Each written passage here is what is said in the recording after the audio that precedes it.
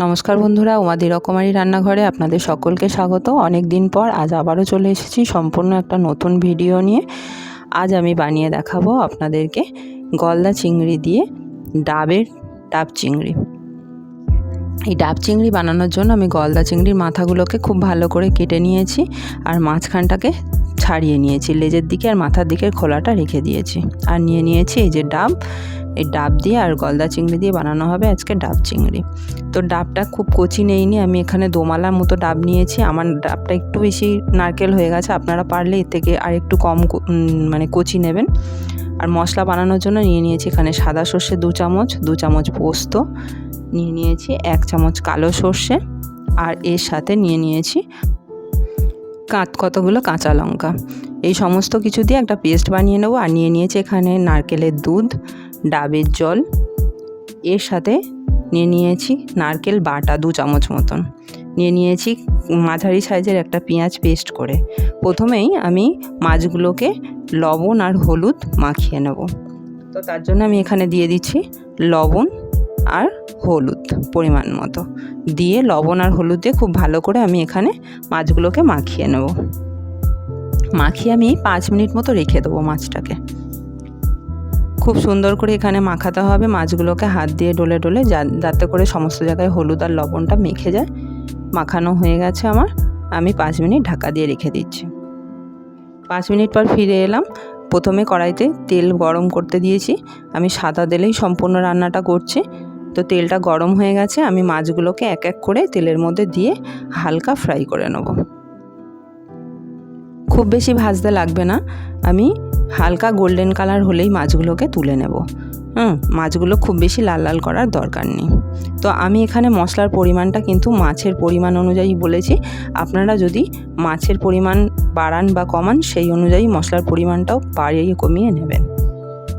মাছগুলো আমার ভাজা হয়ে গেছে, আর এর বেশি দিয়ে লাল করব না, এর থেকে ঠিক এরকম লাল লাল করেই আমি ভেজে তুলে নেব। মাছগুলো ভাজা হয়ে গেছে, সমস্ত মাছগুলোকে আমি তুলে নিচ্ছি।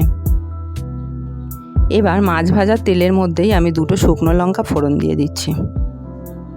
শুকনো লঙ্কাটা হালকা একটু নেড়ে নেব, খুব বেশি ভাজার দরকার নেই, ভাজা হয়ে গেছে। এবার প্রথমেই আমি এই তেলের মধ্যে দিয়ে দিচ্ছি যে পেঁয়াজটাকে পেস্ট করে রেখেছিলাম, সেই পেঁয়াজটা। এখানে আমি মাঝারি সাইজের পেঁয়াজ নিয়েছিলাম, পেঁয়াজটা ভাজা হয়ে গেছে। এবার এর মধ্যে আমি দিয়ে দিলাম 1 চামচ আদা রসুন বাটা। পেঁয়াজের সাথে আদা রসুন বাটাটাকেও আমি ভালো করে ভেজে নেব। লাল লাল করে ভাজা হয়ে গেছে। এবার এর মধ্যে যে নারকেলটা বেটে রেখেছিলাম, সেই নারকেল বাটাটা আমি 2 চামচ দিয়ে দিচ্ছি এখানে। নারকেল বাটাটাকেও পেঁয়াজ রসুন বাটার সাথে খুব ভালো করে কষিয়ে নেব। দেখুন মশলাটা কষানো হয়ে গেছে।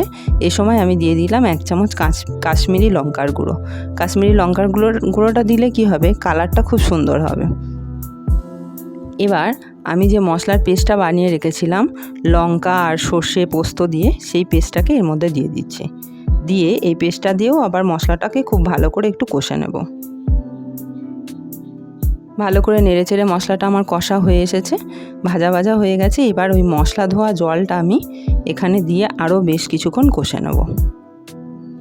ভালো করে নেড়ে নেড়ে এখানে কষাবো, যাতে করে মশলাটা নিচে না লেগে যায়। একটু তেল ছেড়ে আসা পর্যন্ত মশলাটাকে আমি এখানে কষাতে থাকবো। দেখুন মশলাটা কষানো হয়ে গেছে, তেল ছেড়ে দিয়েছে সাইড থেকে, দেখতেই পাচ্ছেন। এবার আমি নারকেলের দুধটাকে এর মধ্যে অ্যাড করছি। নারকেলের দুধটা দিয়েও আবার খুব ভালো করে একটু কষে নেব বেশ খানিকটা সময় ধরে। আর অবশ্যই এখানে আমি গ্যাসের ফ্লেমটাকে কিন্তু মিডিয়ামে রাখবো। দেখুন কষা হয়ে গেছে। এবার আমি এখানে কোনো নর্মাল জল ইউজ করব না, ডাবের যে জলটা নিয়েছিলাম সেই ডাবের জল 1 কাপ পরিমাণ এখানে আমি দিয়ে দেব। সম্পূর্ণ রান্নাটাই কিন্তু নারকেলের দুধ, ডাবের জল এটা দিয়ে করছি, এখানে কিন্তু কোনো নর্মাল জল আমি ব্যবহার করছি না। আর দিয়ে দিচ্ছি এখানে স্বাদ মতো লবণ। দেখুন এটা ফুটে এসছে। এবার আমি মাছগুলোকে এর মধ্যে দিয়ে দিচ্ছি এক এক করে। মাছগুলো দিয়ে আমি এখানে হালকা একটু ফুটিয়ে নেব, খুব বেশিক্ষণ ফোটাবো না, কারণ বাকি রান্নাটা ডাবের ভিতরে হবে। তো আমি এখানে 2-3 মিনিট মতো ফুটিয়ে নিলাম। ফুটিয়ে নেওয়ার পর দেখুন ঝোলটা ফুটছে টকবক করে। এবার আমি গ্যাসটাকে অফ করে দেব। মাছগুলোকে এক এক করে চামচে করে তুলে তুলে আমি ডাবের মধ্যে দিয়ে দিচ্ছি। এখানে খুব সাবধানে দিতে হবে যাতে করে মাছগুলো না ভেঙে যায়। আস্তে আস্তে করে একটা একটা করে ডাবের ভিতরে সমস্ত মাছগুলোকে দিতে হবে। তো আপনি এখানে মাছ যেমন নেবেন সেই অনুযায়ী ডাবের সাইজটাও নেবেন, তা না হলে মানে পুরো মাছগুলো ধরবে না। দেখুন আমার সমস্ত মাছগুলো এবং মশলাটা দেয়া হয়ে গেছে। এবার আমি ডাবের মুখটাকে আটকে দেব। তো তার জন্য আমি আটা মেখে নিয়েছি।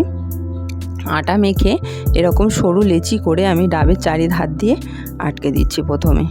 আটাটা দিলে কি হবে, হাওয়াটা একটুও পাস করবে না, তাতে করে ভিতরের স্টিমটা যদি না বের হয় রান্নাটা বেশি টেস্ট হবে।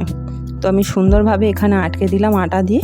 এবার ডাবের যে কাটা অংশটা রয়েছে সেই কাটা অংশটা ওপর দিয়ে ভালো করে চেপে লাগিয়ে দেব। কাটা অংশটা নিয়ে আমি ভালো করে চেপে লাগিয়ে দিচ্ছি। এবার তারপরে আমার বাকি যে আটাটা রয়েছে ওই আটাটাকে দিয়ে ওপর দিয়ে খুব ভালো করে সিল করে দেব, যাতে করে কোথা দিয়েও একটুও না স্টিম বেরোতে পারে। খুব ভালো করে চেপে চেপে লাগিয়ে দিয়েছি। এবার গ্যাসের ওভেনের ওপরে আমি একটা জালতি দিয়ে ডাবটাকে বসিয়ে দিয়ে গ্যাসটাকে অন করে দিলাম।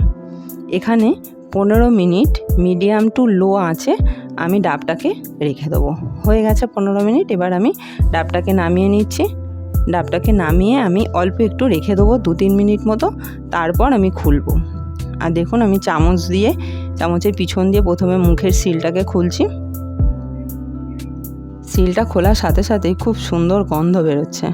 যখন আপনারা রান্নাটা এইভাবে করবেন বাড়িতে, তখনই আপনারা গন্ধটা বুঝতে পারবেন কত সুন্দর গন্ধ। এবার ডাব থেকে আস্তে করে আমি সম্পূর্ণ মাছগুলোকে বের করে নেব। দেখুন ঢেলে নিয়েছি, ডাবটা থেকে এখনও ধোয়া বের হচ্ছে, আর ডাবের পিছন অংশটা কেমন পুড়ে কালো হয়ে গেছে, গাটা বাদামি হয়ে গেছে।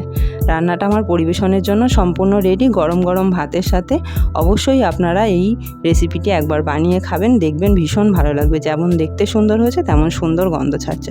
তো বন্ধুরা অনেকেই আছেন নতুন, যারা প্রথমবার আমার ভিডিওটি দেখছেন তারা অবশ্যই আমার চ্যানেলটিকে সাবস্ক্রাইব করে নেবেন। আজ এ পর্যন্তই।